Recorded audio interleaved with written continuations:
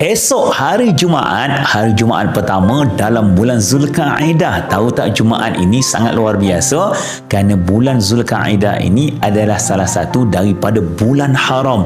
Bulan haram ini adalah bulan di mana Allah akan menggandakan setiap ibadah kebaikan yang telah kita lakukan.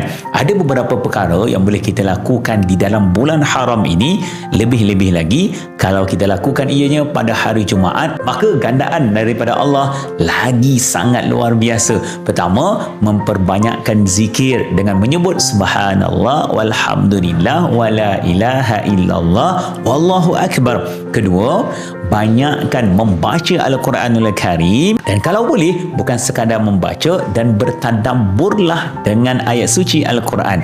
Ketiga, memperbanyakkan salawat dan salam kepada baginda Rasulullah sallallahu alaihi wasallam. Keempat, memperbanyakkan solat-solat sunat untuk kita lebih dekat kepada Allah Subhanahu wa taala. Kelima, kita bersedekah. Permudahkan urusan orang lain, lihat bagaimana Allah akan memudahkan segala urusan kita. Dan yang terakhir, ibadah yang panjang boleh kita lakukan, jangan kita menyakiti mereka yang berada di sekeliling kita. Allah haramkan peperangan berlaku di dalam bulan haram.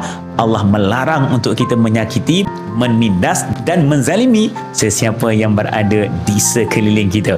Maka Allah berkati kita, Allah berikan kepada kita kebaikan demi kebaikan bersempena bulan haram dan Jumaat yang mulia ini. Moga Allah mudahkan segala urusan. Alhamdulillah. Jom berterima kasih kepada Allah.